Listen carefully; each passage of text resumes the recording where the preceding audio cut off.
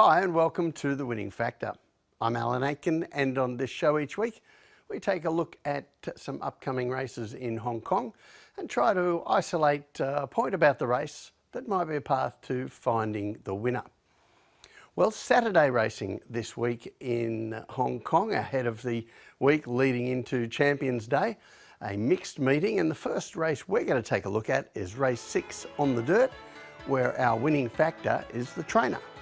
Now this is a class 4 1200 metre sprint, and I think there are a few with decent chances here, headed by the last start winner Musgo from the John Size Yard. Solid Sha is racing well on the dirt, and Robot Knight produced a form improvement last time on this surface. Hinami Kagura is another who has taken to the dirt, and the veteran Everyone's Victory likes this surface and finally draws a good barrier again. But for me, the focus in this race is 2 3-year-olds, Musgo and Hinami Kagura.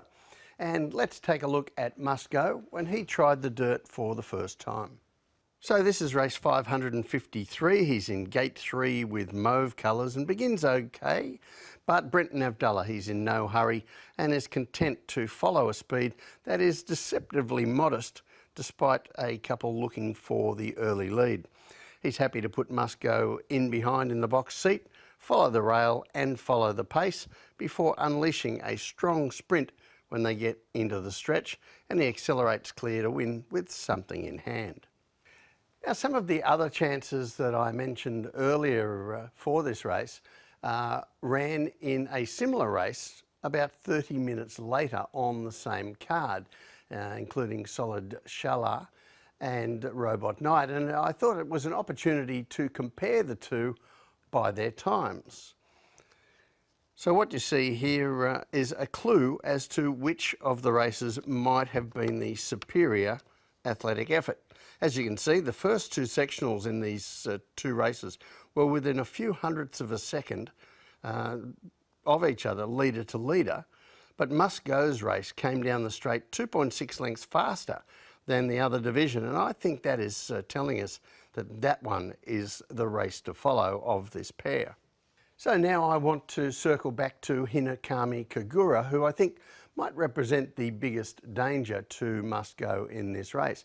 And for his race, we have to go back to race 504, and from gate 6 in mauve, green and white, the old Vengeance of Rain colours, Hinami Kagura wins the start but is then steadied, while Solid Sha, who's also in this race in red, white and green gate 2, jumps okay but isn't that quick. Now, as a result of their speed and tactics, they land close to each other in midfield, but I want you to watch rounding the home turn. The horse in orange ahead of Hinami Kagura is struggling, drops back on him and forces him to go wider, while Solid Sha gets a cleaner run through inside and then gets home well to arrive for the win. Hinami Kagura gets going again, keeps on well into 4th, but certainly should have finished closer to that winner. Now, with a significant weight swing, Hinami Kagura would have been the horse to beat in race 554 at his next start. Now, that's the race after the win of Musgo and also the comparison race that I showed you earlier. However, he was withdrawn from that race due to a skin infection, and that does muddy up his form just a little bit coming into this race. When we look at the map, I think we get a good tempo here with the pace coming over from out wide. Solid Sha, Hinami Kagura and Musgo all get nice spots trailing the pace, and I think they'll get their chances. But the winning factor here is the trainer, and for good reason. As I often mention, we don't find many spots where John Size horses are underrated, but I found one.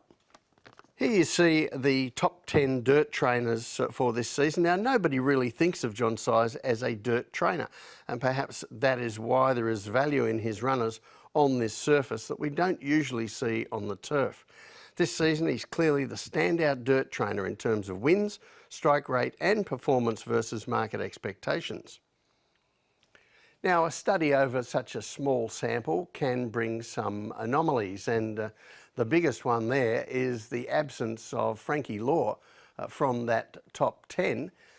because when you look at a wider study back to 2013, Frankie Law has been the outstanding dirt trainer since he began his career in Hong Kong. But this wider study also still confirms that John Size is strangely underrated by the market when it comes to dirt racing.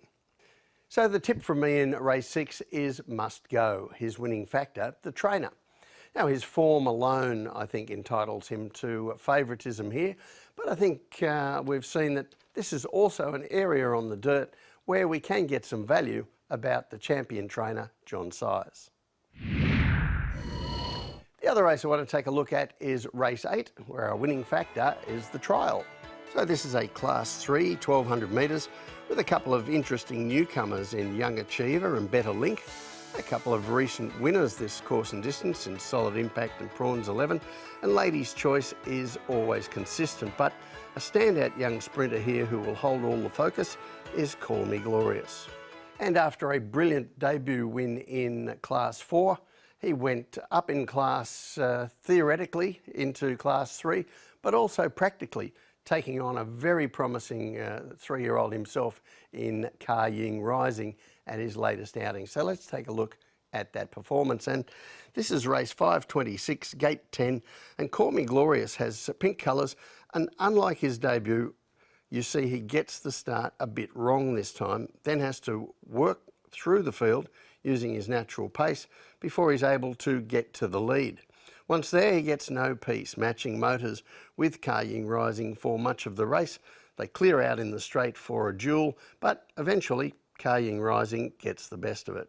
Now that extra work Call Me Glorious had to do there after blowing the start in order to get to the lead was uncharacteristic. There's certainly no disgrace to be beaten by Ka Ying Rising. He has group racing in his future, but Call Me Glorious has been back to the trial since for some barrier practice.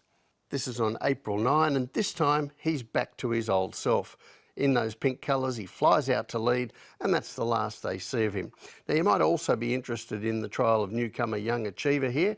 He's in Saturday's race. He gets home nicely in the black with the white sleeves, but Lyle Hewitson is being very kind to Call Me Glorious in the lead. And that's the kind of jump from the gates we've been used to with this horse in his trials and his debut run. And a jump like that, and you'll see Call Me Glorious quickly in front here from a middle draw without having to do that extra work to get there that he did last time, and without the likes of Ka Ying Rising around to eyeball him too. So the tip from me in race 8 is Call Me Glorious, his winning factor, the trial.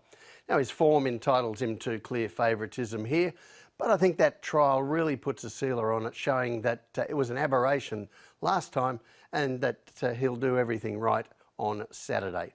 If he does, he should be the winner. Well, that's it from the winning factor this week. Good luck on Saturday. We'll see you next time.